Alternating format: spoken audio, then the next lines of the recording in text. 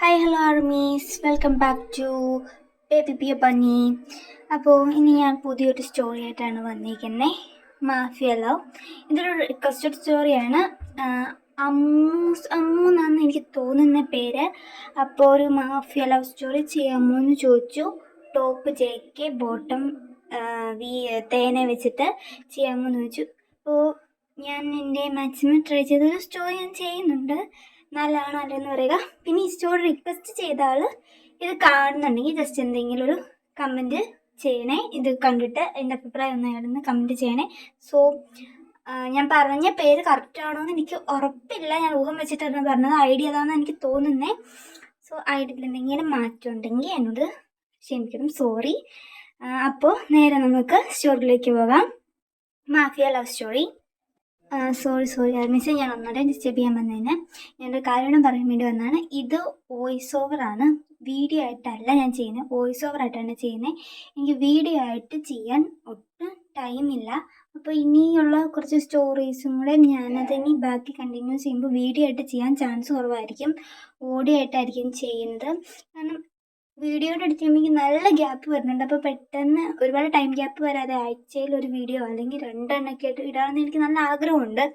അതുകൊണ്ട് വേണ്ടി ഞാനിപ്പോൾ ഓഡിയോ ആയിട്ടാണ് ചെയ്യുന്നത്. എനിക്ക് എഡിറ്റ് ചെയ്തിരിക്കാൻ വീഡിയോ എഡിറ്റിങ്ങിന് പോലെയായിട്ട് ചെയ്തിരിക്കാൻ എനിക്ക് ഒട്ടും സമയം കിട്ടുന്നില്ല.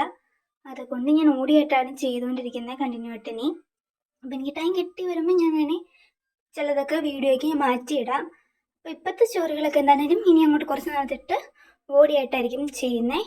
അപ്പോൾ അങ്ങോട്ടും പറയാൻ വേണ്ടി വരാണ്. അപ്പോൾ ഇനി നമുക്ക് നേരെ സ്റ്റോറിയിലിട്ട് പോകാം. ഡിസ്റ്റർബ് ചെയ്തതിന് റിയലി സോറി. ഇനി നമുക്ക് നേരെ സ്റ്റോറിയിലേക്ക് പോകാം. കഥയുടെ തുടക്കത്തിൽ തന്നെ ഒരു ഇരുണ്ട മുറിയാണ് കാണിക്കുന്നത്. ആ മുറിയിൽ ചെയറിനകത്ത് ഒരാളെ കെട്ടിയിട്ടിരിക്കുകയാണ്. അയാൾ അവിടെ നിന്ന് നിലവിളിക്കുകയാണ്. ആരാണിത് എനിക്ക് ഇട്ടേക്കുന്നത്? എന്നെ അയച്ചു വിട്. നിങ്ങൾ ആരാ, എന്താന്ന് ചോദിച്ചാൽ അയാൾ നിലവിളിക്കുകയാണ്. അന്നേരം അവിടെ ഒരു മെല്ലെ ഡോറ് തുറന്ന് ആര് വന്ന് നിൽക്കുകയാണ്. അപ്പം അയാളുടെ ഫേസ് ക്ലിയർ ആയിട്ട് കാണത്തില്ല. അപ്പം കെട്ടിയേക്കുന്ന ആ കസേരയിൽ ഇരിക്കുന്ന ആൾ ചോദിക്കുകയാണ്, നിങ്ങൾ ആരാ, നിങ്ങൾ എന്തിനാണ് ഇങ്ങനെ കെട്ടിയിട്ടേക്കുന്നത്, എന്താ കാര്യം ചോദിച്ചപ്പോൾ മെല്ലെ ആ ജനലിൽ നിന്ന് ചെറിയൊരു വട്ടം മുതലിരിക്കുമ്പോൾ ആ കസേരയ്ക്കുന്ന ആൾ കണ്ണൊക്കെ വിരിച്ച് വല്ലാതെ പേടിച്ചിട്ട് അയാളുടെ പേരിങ്ങനെ പതുക്കെ വിക്കി പറയാണ്, ജെക്കെ എന്നെ വെറുതെ വിട് ജെക്കെ, ഞാനൊന്നും ചെയ്തില്ല ജെക്കെ എന്നെ വെറുതെ വിട. നിന്നെ വെറുതെ വിടാനോ? എടാ, എൻ്റെ കോടിക്കണക്കിനുള്ള സ്വത്തുക്കളുടെ എല്ലാ വിവരവും നീ, എടാ എനിക്ക് എത്ര വലിയ നഷ്ടം നീ ഉണ്ടാക്കിയെന്നറിയോ? എൻ്റെ രഹസ്യങ്ങളെല്ലാം നീ മറ്റൊരുത്തായിട്ട് ചോർത്താൻ മാത്രം നിനക്ക് എങ്ങനെ കഴിഞ്ഞു? അത് ജെക്കെ ഒരിക്കലും ശ്രമിക്കില്ല. എന്തൊക്കെയായാലും ജെക്കയുടെ കയ്യിൽ നിന്ന് അതിന്നൊരു ക്ഷമ കിട്ടുമെന്നും നീ പ്രതീക്ഷിക്കേണ്ട. അന്നേരം കസേരയ്ക്ക് എന്നാൾ പറയുകയാണ്, ജെക്കെ ഞാനൊന്നും കൊണ്ടേ കൊടുത്തിട്ടില്ല, എനിക്കതിനെക്കുറിച്ചൊന്നും അറിയില്ല ജെക്കെ, ഞാനല്ല ചെയ്തേ. എൻ്റെ പൊന്നു, നീ പറയുന്നതിലെല്ലാം വിശ്വസിക്കാൻ മാത്രം മണ്ടനല്ല ഞാൻ. എന്നോട് വിശ്വാസവഞ്ചന കാണിക്കുന്നവർക്കുള്ള ശിക്ഷ എങ്ങനെയാണെന്നും എത്ര വലുതാണെന്നും ഞാൻ അവിടെ അറിയിച്ചു കൊടുക്കും. ഗാഡ്സ്, ഇവൻ്റെ ഓരോ ശബ്ദവും ഇവിടെ മൊത്തം നിൽക്കണം. ഇവൻ്റെ ഈ കരച്ചിലും ഒച്ചയും കേട്ടോ ഓരോരുത്തനും എന്നോട് വിശ്വാസവഞ്ചനയോ ചതിയോ ചെയ്യാൻ തോന്നരുത്. ആ പരുവാണ്. പിന്നെ ഇവൻ്റെ ബോഡി, അത് ഒരുത്തനും കിട്ടാത്ത പരുവാണ്. എനിക്ക് ഇവനെ തല്ലി ചോര പരത്താനോ ഒന്നും ഉണ്ടാവില്ല. പക്ഷെ ഇവൻ്റെ ബോഡിയുടെ ഫോട്ടോ നിങ്ങൾ എനിക്ക് അയച്ചു തരുമ്പോൾ ഞാനൊരു സാറ്റിസ്ഫാക്ഷൻ ആയിരിക്കണം. ആ രീതി വേണം നിങ്ങൾ ഇവനെ ട്രീറ്റ് ചെയ്യാൻ. ഞാൻ പറഞ്ഞത് നിങ്ങൾക്ക് മനസ്സിലായോ? അപ്പോൾ ബോഡി ഗാർഡ്സ് എല്ലാവരും ഓരോ സ്ഥലത്ത് തന്നെ എസ് ബോസ് എന്നെല്ലാം പറഞ്ഞ് ജെക്കെ അവിടെ നിന്ന് പോകുന്നു. പിന്നെ ബോഡി ഗാർഡ്സ് ആണ് അവിടെ ചെയ്യുന്നത്. അപ്പോൾ ഇത് ബോഡി ഗാർഡ് ചെറിയ തോതിലായിട്ട് ഇന്ന് പറയുന്നുണ്ട്, അല്ല ഇന്ന് ബോസിന് എന്ത് പറ്റി? സാധാരണ ഇങ്ങനെയുള്ള കേസുകളെല്ലാം ബോസായിരുന്നല്ലോ ഡീൽ ചെയ്യുന്നത്, എന്തെല്ലാം രീതിയിലുള്ള ടോർച്ചറിങ് ചെയ്യുന്നതെന്ന് പറയാൻ പോലും പറ്റത്തില്ല. പിന്നെ എന്താ ഇന്ന് ബോസ് ഇങ്ങനെ ചെയ്യുന്നത് ഏതാ ചോദിച്ചപ്പോൾ പറയാണ്, ഇന്ന് ബോസിന് വേറൊരു ഡീലുണ്ട്, അത്യാവശ്യമാണ്, ഇമ്പോർട്ടൻ്റ് ആയിട്ടുള്ള ഡീലാണ്, അതുകൊണ്ടാണ് ബോസ് ഇതവണ ഏൽപ്പിച്ചിട്ട് പോയത്. ഇതിനധികം നേരത്തെ ജീവനോടെ വെക്കുന്നതിന് ബോസിന് യാതൊരു താല്പര്യമില്ലാത്തത് കൊണ്ടാണ് പോയേക്കുന്നതെന്നാണ്. നീ ഇവിടുന്ന് നേരെ ടൈം സ്കിപ്പായി കഴിഞ്ഞാൽ ഒരു കോഫി ഷോപ്പാണ് കാണിക്കുന്നത്. അപ്പോൾ അവിടെ ഒരു പയ്യൻ നല്ല ക്യൂട്ടായിട്ടിരുന്ന് വർക്ക് ചെയ്തുകൊണ്ടിരിക്കുകയാണ്. പാട്ടൊക്കെ പാടി സന്തോഷിച്ച് ഇരിച്ചുകൊണ്ടിരിക്കുമ്പോൾ അവിടുത്തെ മാനേജർ എന്നിട്ട്, നീ എന്താ ചെയ്യുന്നേ?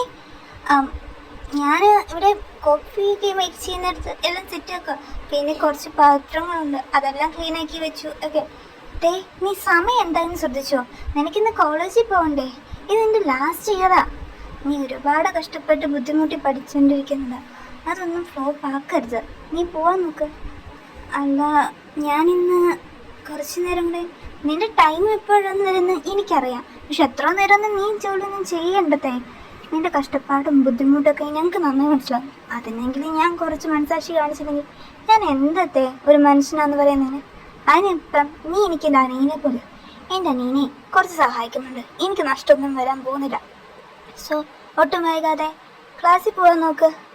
പോ, നീ ഇവിടെ നിൽക്കണ്ടേ? നീ പോ, വേഗം പോ. അങ്ങനെ സമയമൊക്കെ കഴിഞ്ഞ് വൈകുന്നേരമായിട്ടുണ്ട്. ഇതിന് ഞാൻ ചെറിയൊരു ഇൻട്രോ തരാം. JK മാഫിയാണ്. വി ഡോക്ടറിന് പഠിക്കുകയാണ്, ലാസ്റ്റ് ഇയർ ആണ്. വി മോർണിംഗിൽ കുറച്ച് സമയം ഒരു കോഫി ഷോപ്പിൽ വർക്ക് ചെയ്യുന്നുണ്ട്. പിന്നെ നൈറ്റിൽ ഒരു ബാറിലും ഒരു പാർട്ട് ടൈം ആയിട്ട് ജോബ് ചെയ്യുന്നുണ്ട്. സോ കോളേജിലൊക്കെ പോയി ടൈമെല്ലാം സ്കിപ്പ് ചെയ്ത് കഴിഞ്ഞ്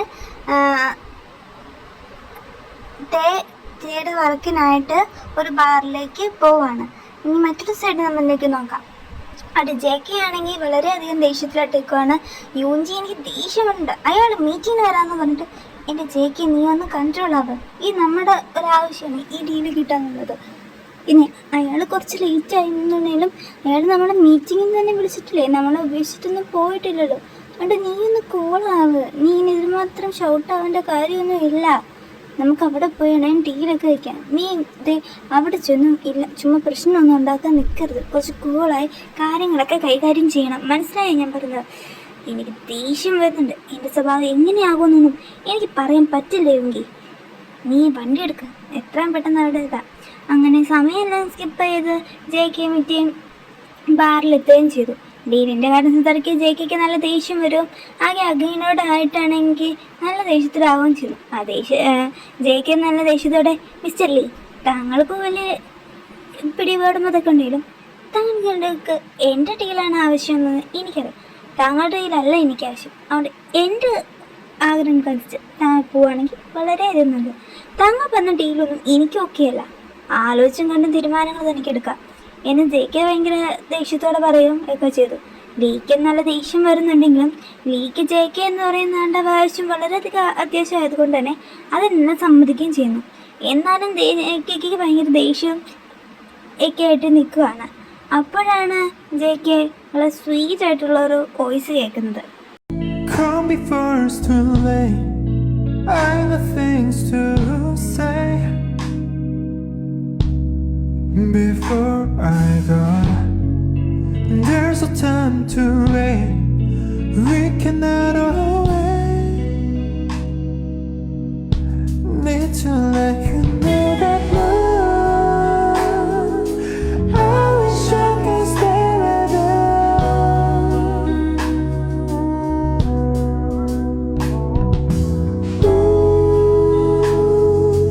Know that I will wait for you.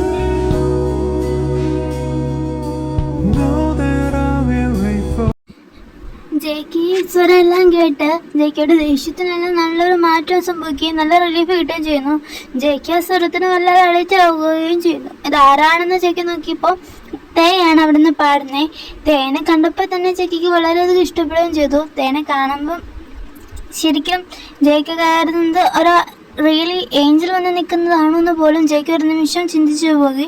JK ആണെങ്കിൽ ഇങ്ങനെ തേനെ തന്നെ നോക്കി അഡ്മയർ ചെയ്തുകൊണ്ടിരിക്കുകയാണ്. JK വേറെ ഏതോ ലോകത്ത് നിൽക്കുന്നതാണ്.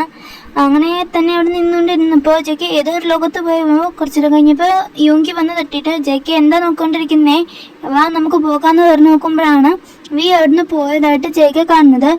JK വീനെ മൊത്തത്തിൽ തപ്പിയെങ്കിലും കണ്ടിരുന്നില്ല. അപ്പോൾ വിക്ക് ബാറിൽ മൊത്തം JK എന്നാലും അന്വേഷിച്ചിട്ടും വീനെ കണ്ടില്ല. അതിനുശേഷം JK അവിടെ നിന്ന് പോവുകയും വീനെ കുറിച്ചായിരുന്നു JKയുടെ ഫുൾ ചിന്തയാവുന്നത്. ഇനി മറ്റൊരു സൈഡിൽ നിന്ന് നോക്കിയാൽ JK അടുത്ത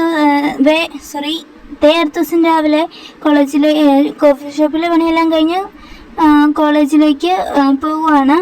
അപ്പോൾ അവൻ്റെ ഫെൻഡിൽ എക്സാം നടന്നുകൊണ്ടിരിക്കുകയാണ്. അപ്പോൾ എക്സാം പ്രിപ്പറേഷനൊക്കെ വേണ്ടി എക്സാമെല്ലാം കഴിഞ്ഞ് ഇടതുവശത്തെ ഒരു ട്രെയിനിങ്ങിന് വേണ്ടിയും പോകാനുള്ള സ്ഥലങ്ങളെക്കുറിച്ചൊക്കെ ഹോസ്പിറ്റലിനെ കുറിച്ചൊക്കെ അന്വേഷിച്ചുകൊണ്ടിരിക്കുകയാണ്. തേയുടെ ബെസ്റ്റ് ഫ്രണ്ടാണ് ജിമ്മിൻ. അപ്പോൾ ജിമ്മിനോട് ഇതിനെക്കുറിച്ചൊക്കെ ആലോചിക്കുന്നുണ്ട്. ഇതിനൊരു പറ്റിയൊരു നല്ല ഹോസ്പിറ്റൽ തന്നെ എടുക്കണം. അവന് ഈ സർജറിയിലേക്കാണ് തേക്ക് സ്പെഷ്യലൈസ് ചെയ്യാൻ ഭയങ്കര താല്പര്യമൊക്കെ ചെയ്യുന്നത്. അപ്പം അതിനെ പറ്റി ഹോസ്പിറ്റൽ ഏതാണ് എന്നുള്ളതും അതിന് വേണ്ടി ഇൻറ്റേൺഷിപ്പിന് പോകാൻ പറ്റുന്ന സ്ഥലത്തെക്കുറിച്ചൊക്കെ തേ ഇനി അന്വേഷിച്ചുകൊണ്ടിരിക്കുകയാണ്. അന്നേരം ആണ് ജിമ്മിൻ പറയുന്നത് ജിയോൺ ഗ്രൂപ്പ്സ് എന്ന് പറയുന്ന ഹോസ്പിറ്റൽ, അവരുടെ ഹോസ്പിറ്റൽ നല്ലതാണെന്നും ഇതിനെ പറ്റിയതാണെന്നുള്ള കാര്യം എന്താ അവിടെ തന്നെ പോയി അന്വേഷിക്കാമെന്ന് കരുതി തേ അങ്ങോട്ട് പോയി അന്വേഷിക്കുന്ന അതിൻ്റെ കാര്യങ്ങളെക്കുറിച്ചൊക്കെ ആവുകയാണ്. അന്ന് തന്നെയായിട്ട് തേ ആ ബാറിൽ വീണ്ടും പോവുകയും അവിടെ സോങ് ചെയ്യുകയും ചെയ്തു. ജെയ്ക്ക് തേ അവിടുന്ന് പോയതിന് ശേഷമാണ് ജെയ്ക്ക് അവിടെ എത്തിയതും. അന്ന് തേനെ കാണാൻ സാധിച്ചില്ല. ജെയ്ക്ക് തേനെ കാണാതിരിക്കുന്നതുകൊണ്ട് നല്ല നല്ല വിഷമങ്ങൾ നല്ല രീതിയിൽ ഉണ്ടാകുകയും ചെയ്യുന്നുണ്ട്. അതിനുശേഷം അടുത്ത ദിവസം ജെയ്ക്ക് ഓഫീസിലോട്ട് പോകുന്ന ടൈമിൽ ജെയ്ക്ക് വളരെ ബോധിച്ച് ജെയ്ക്ക് ഒരു കോഫി ഷോപ്പിൽ കോഫി കുടിക്കാനായിട്ട് കയറുമ്പോൾ അവിടെ ജെയ്ക്ക് തേയിനെ കാണുന്നുണ്ട് ഒരു മിനായം പോലെ. പക്ഷേ ജെയ്ക്ക് ഒരു ഇല്യൂഷൻ ഉണ്ടായതായിരിക്കും. ഈ ജെയ്ക്ക് വലിയ മൈൻഡ് ഒന്നും ചെയ്തില്ല. ജെയ്ക്ക് അവിടുന്ന് ഫുഡ് കഴിച്ച് കാറെടുത്ത് പോകാൻ നേരത്താണ് മിററിലൂടെ ചുമ്മാ നോക്കിയപ്പോൾ തേനെ വീണ്ടും കണ്ടത്. അപ്പോൾ അത് ഇല്യൂഷനില്ലാതെ അവിടെ തന്നെ ഉള്ളതാണെന്ന് ജെയ്ക്ക് മനസ്സിലായി. അപ്പോൾ ജെയ്ക്ക് ആകെ കൺഫ്യൂഷനായി. അപ്പോൾ തേ ഇവിടെയാണോ വർക്ക് ചെയ്യുന്നത് അതോ ബാറിലാണോ എന്ന്. അപ്പോൾ അന്ന് നൈറ്റ് ജെയ്ക്ക് തേനെ കാണാൻ വേണ്ടി വീണ്ടും അതേ കോഫി ഷോപ്പിൽ വന്നപ്പോൾ അവിടെ തേനെ കാണാൻ സാധിച്ചില്ല. അപ്പോൾ ജെയ്ക്ക് തേ എവിടെയാണ് എങ്ങനെയാണെന്നൊന്നും മനസ്സിലാക്കാനും യാതൊരു ഐഡിയയും പറ്റുന്നില്ല. അപ്പോൾ ജെയ്ക്ക് അവിടുത്തെ മാനേജറിനോട് ഇങ്ങനെ തേയുടെ ചെറിയ ഡീറ്റെയിൽസ് ഉണ്ട്, ആ പയ്യനാണെങ്കിൽ സർവ് ചെയ്ത് അതിൻ്റെ കയ്യിലും കണ്ടിട്ട് ഇത് കാണാതെ പോയെന്നുള്ള കള്ളം പറഞ്ഞ ഡീറ്റെയിൽസ് അന്വേഷിക്കാൻ വേണ്ടി ശ്രമിച്ചു. അപ്പോൾ അവിടുത്തെ മാനേജർ പറഞ്ഞു ഇവിടുന്ന് റിസൈൻ ചെയ്ത് പോയി, ഇവിടെ ആയിരുന്നു കുറേ കാലമായിട്ട് ഇവിടെ വർക്ക് ചെയ്തിട്ടുണ്ടാണ്, ഇപ്പോൾ റിസൈൻ ചെയ്തിട്ട് പോയെന്ന് പറഞ്ഞു. അതിലേക്കുള്ള ഡീറ്റെയിൽസ് ഒന്നും അവിടുന്ന് കിട്ടിയില്ല, ജെയ്ക്ക് കൊടുത്തതില്ല. സോ ജെയ്ക്ക് അവിടുന്ന് തിരിച്ചു പോവുകയും ചെയ്തു. ജെയ്ക്ക് ആകെ എന്നെ വിഷമിച്ചിരിക്കുകയാണ് തേനെ കാണാൻ പറ്റാതിരിക്കുന്നുണ്ട്. ജെയ്ക്ക് തേനെ കാണുന്നതോറും ഓർക്കുന്നതോറും വല്ലാതെ അഡിക്ഷൻ ആയിക്കൊണ്ടിരിക്കുകയാണ് തേനെക്കുറിച്ച് ആലോചിച്ച്. അപ്പോൾ ജെയ്ക്ക് തേനെ കാണാതിരിക്കുന്നതിന് നല്ല നല്ല ബുദ്ധിമുട്ടുണ്ടാകുന്നുണ്ട്.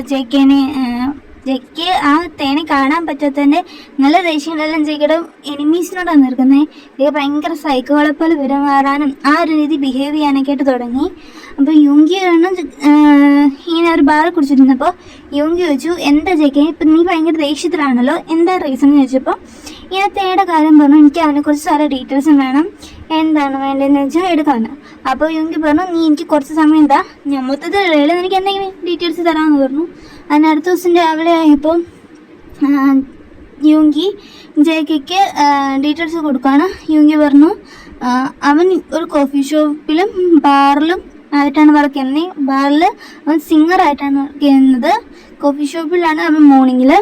അവൻ എന്താ പഠിക്കുന്ന സ്റ്റുഡൻ്റാണ്, അത്ര അറിയാൻ സാധിച്ചുള്ളൂ. കൂടുതലായിട്ടല്ല എന്താ പഠിക്കുന്നതെന്നുള്ളതൊന്നും അറിയാൻ സാധിച്ചിട്ടില്ല. പിന്നെ അവൻ്റെ പേരറിയാൻ സാധിച്ചിട്ടുണ്ട്, കിം തേങ് എന്നാണ്. തേ എന്നാണ് എല്ലാവരും വിളിക്കുന്നത്. പിന്നെ ചില പേരായിട്ട് വി എന്നും അവൻ്റെ ബെസ്റ്റ് ഫ്രണ്ട്സൊക്കെ വിളിക്കുന്നുണ്ടെന്ന് പറഞ്ഞു. അപ്പോൾ അവൻ്റെ പേരൊക്കെ കേട്ടപ്പോൾ ജെയ്ക്ക് ഭയങ്കര ഇഷ്ടമൊക്കെ ആയി. അവനെക്കുറിച്ച് ഇങ്ങനെ ഒരു ചെറിയ സ്മൈലൊക്കെ മുഖത്ത് വന്നിട്ട് ജെയ്ക്ക് പോവാണ്. അപ്പോൾ അങ്ങനെ അവർ ഇതൊരു ബാറിൽ നിന്ന് തന്നെയാണ് അവർ സംസാരിച്ചിരുന്നത്. അങ്ങനെ ബാറിൽ നിന്ന് ഇറങ്ങിയൊരു പോകാൻ നിർത്തിയിട്ട് ജെയ്ക്കയുടെ മീറ്റിൽ എനിമി ഗ്രൂപ്പ് വരുന്നുണ്ടായിരുന്നു. അവരായിട്ട് ചെറിയ സ്റ്റണ്ടൊക്കെ നടന്നുകൊണ്ടിരിക്കുകയാണ് ജെയ്ക്കായിട്ട്. അപ്പോൾ അവരായിട്ട് നമുക്ക് ജെയ്ക്ക് ബുള്ളറ്റ് ജെയ്ക്കയുടെ കയ്യിൽ ഏൽക്കുന്നുണ്ടായിരുന്നു. അപ്പോൾ അങ്ങനെ നിന്നിപ്പോൾ ജെയ്ക്ക് വേണ്ടതുകൊണ്ട് അവർ ജെയ്ക്കയുടെ ഹോസ്പിറ്റലിൽ തന്നെ ആക്കിയേക്കണം. ഞാനൊരു കാര്യമാണ് പറയാൻ മറന്നുപോയി, അതുകൊണ്ട് പറയാം. ജെയ്ക്ക് മാഫിയയിൽ വർക്ക് ചെയ്യുന്നെങ്കിലും ജെയ്ക്കയുടെ പേരൻസ്, അത് ജെയ്ക്ക് ഒരു റിച്ച് ഫാമിലി മെമ്പറാണ്. അവർക്ക് ഒരുപാട് ബിസിനസ് ഉണ്ട്. അങ്ങനെ ജിയോൺസ് ഗ്രൂപ്പ് എന്നാണ് അവരുടെ ഗ്രൂപ്പിൻ്റെ പേര്.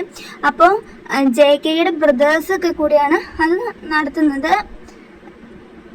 ജെയ്ക്ക് മാഫിയാണ് ഫീൽഡ് ഇഷ്ടമെങ്കിലും ജെയ്ക്ക് ആ ബിസിനസ്സും ചെയ്യുന്നുണ്ട്. മാഫിയ ഒരു അണ്ടർഗ്രൗണ്ടിലായിട്ട് ബിസിനസ് ചെയ്യുന്നത്. ഇവൻ്റെ ബിസിനസ്സിൻ്റെ പിറകിലായിട്ടാണ് മാഫിയ ബിസിനസ് ജെയ്ക്ക് ചെയ്തുകൊണ്ടിരിക്കുന്നത്. അപ്പോൾ ജെക്കിക്ക് ഇങ്ങനെ പരിക്കേറ്റപ്പോൾ ഇവരുടെ ഹോസ്പിറ്റലായ അതേ ഹോസ്പിറ്റലിൽ തന്നെ കൊണ്ടുപോവാണ് ചെയ്തത്. ഇങ്ങനെ എത്തിയപ്പോൾ ജെക്കാന്ന് നിന്നപ്പോൾ അവിടെ നിന്ന് ഓരോ പേഷ്യൻസും വേഗം ഓരോ ഡോക്ടർമാർ വന്ന് ചെക്ക് ചെയ്യുകയും ചെയ്തു. അപ്പോൾ ജെക്കയുടെ കേസ് ഏറ്റെടുത്ത് ചെയ്തത് തേ ആണ്. യുങ്കിനെ ഡോക്ടറിനോട് പറയുകയും ചെയ്തു ഇങ്ങനെ പൊള്ളാച്ച് പറ്റിയതാണ്, ഏറ്റതാണെന്നും. അപ്പോൾ അങ്ങനെ വന്ന് ജെക്കനെ ഇവിടെ കൊണ്ടുവന്നെന്നുള്ള കാര്യമൊക്കെ അറിയിക്കുന്നു. ഇനി ജെക്കനെ അപ്പോൾ തേയാണ് ജെക്കനെ ചെക്കപ്പ് ചെയ്തൊക്കെ ചെയ്യുന്നത്. അപ്പോൾ യുങ്കി ഇടയ്ക്ക് എന്നിട്ട് എങ്ങനെയുണ്ട് തേയോട് ചോദിക്കുന്നുണ്ട് ജെക്കിക്ക് എങ്ങനെയുണ്ട്, കുഴപ്പമാണ്. ഇപ്പോൾ തേ പറഞ്ഞു കുറച്ച് സമയം കുഴപ്പമൊന്നുമില്ല, എനിക്ക് ഇച്ചിരി കഴിയുമ്പോൾ റൂമിലേക്ക് മാറ്റുന്നു. അപ്പോൾ ജെക്ക എന്നെ കണ്ണൊക്കെ തുറന്നു കഴിഞ്ഞിട്ട് നോക്കിയപ്പോൾ യുങ്കി എടുത്തിട്ട് ചോദിച്ചു എങ്ങനെയുണ്ട്, ഓക്കെ ആയോ എന്നൊക്കെ ചോദിച്ചു. അന്നേരം ജെക്ക എനിക്ക് കുഴപ്പമൊന്നുമില്ല, ഞാൻ ഓക്കെയാണ്, നീ എന്തിന് ഇത്ര നേരം എന്നെ ഇവിടെ പിടിച്ചെത്തിയേ, നിനക്ക് ഇവിടെ പരിപാടി കഴിഞ്ഞപ്പോൾ വീട്ടിലുണ്ട്, അത് എന്തിനാണ് ഇങ്ങോട്ട് വന്നത്, ഡോക്ടർമാരെ വീട്ടിലോട്ട് കൊണ്ടുവന്നാൽ പോരായിരുന്നു എന്നൊക്കെ വെച്ച് ഒരുപാട് അവരോട് ദേഷ്യപ്പെട്ടു. അന്നേരമാണ് തേ വന്നിട്ട് സാറിനൊരു ഇഞ്ചക്ഷൻ. ഈ സൗണ്ടും കേട്ട് ചേക്ക് തിരിഞ്ഞു നോക്കിയപ്പോൾ വീനെ കണ്ട് ചേക്ക് അന്തം വിട്ട് നിൽക്കുവാണ്. അപ്പോൾ യുങ്കി ഇഞ്ചക്ഷൻ എടുത്ത് കഴിഞ്ഞിട്ടും യുങ്കി തേയോട് ചോദിക്കുകയാണ് ഞങ്ങൾ ചേക്കിനെ ഡിസ്ചാർജ് ചെയ്തോട്ടെ, ചേക്കിക്ക് ഇവിടെ നിൽക്കാൻ യാതൊരു കുഴപ്പമില്ല, അവിടെ എന്താണ് ഇപ്പം നല്ല കുറവുണ്ട്, ഡിസ്ചാർജ് ചെയ്തോട്ടെ എന്ന്. തേ എന്തെങ്കിലും പറയുന്ന മുമ്പ് ജെക്കി കയറി പറയാണ് യുങ്കി നിനക്ക് എങ്ങനെ പറയാൻ തോന്നി എൻ്റെ ഈ അവസ്ഥ കണ്ടിട്ട്, എനിക്കാണ് ഒട്ടും വയ്യ, ഞാൻ എങ്ങനെ വന്നിട്ട് വർക്ക് ചെയ്യും, ഇത് നമ്മുടെ ഹോസ്പിറ്റൽ തന്നെയല്ലേ, ഇവിടെ ഞാൻ നല്ല സുരക്ഷിതരായിരിക്കും, എന്നെ നോക്കാൻ എന്താണ് ഇവിടെ കൂടുതൽ ഡോക്ടർമാരും കാണും, ഞാൻ എന്താ ചെയ്യണ്ടേ, ഡോക്ടർ തന്നെ ഇവിടെ പറഞ്ഞ് മനസ്സിലാക്കുക, വർക്കിൻ്റെ കാര്യം അത് ഇതെന്നൊക്കെ പറഞ്ഞ് ഇവരെന്നെ ഒരുപാട് പ്രശ്നമായിട്ടാണ്, ഞാൻ ഈ അവസ്ഥയിൽ എങ്ങനെയാണ് ഇവിടെ നിന്ന് പോകുന്നത്, ഡോക്ടർ തന്നെ എന്നിവരെ പറഞ്ഞ് മനസ്സിലാക്കുക. അപ്പോൾ ഓക്കെ ആരംഭിച്ച് ഈ എപ്പിസോഡ് ഇത്രേ ഉള്ളൂ. എന്തെങ്കിലും തെറ്റുകളാണെങ്കിൽ എന്നോട് ക്ഷമിക്കാം, എനിക്ക് നല്ല രീതിയിൽ ചെയ്യാൻ പറ്റിയെന്നാണ് വിശ്വസിക്കുന്നത്. പിന്നെ ഈ സ്റ്റോറി ആവശ്യപ്പെട്ട ആൾ ഈ സ്റ്റോറി കാണുന്നുണ്ടെങ്കിൽ ജസ്റ്റ് എന്തെങ്കിലും കമൻറ്റ് ഇടുക. പിന്നെ വീഡിയോ ഞാൻ ചെയ്തിട്ടില്ല. പിന്നെ സ്റ്റോറി ഇഷ്ടമായാൽ ലൈക്ക് ചെയ്യുക, ഷെയർ ചെയ്യുക, സബ്സ്ക്രൈബ് ചെയ്യുക. ബൈ.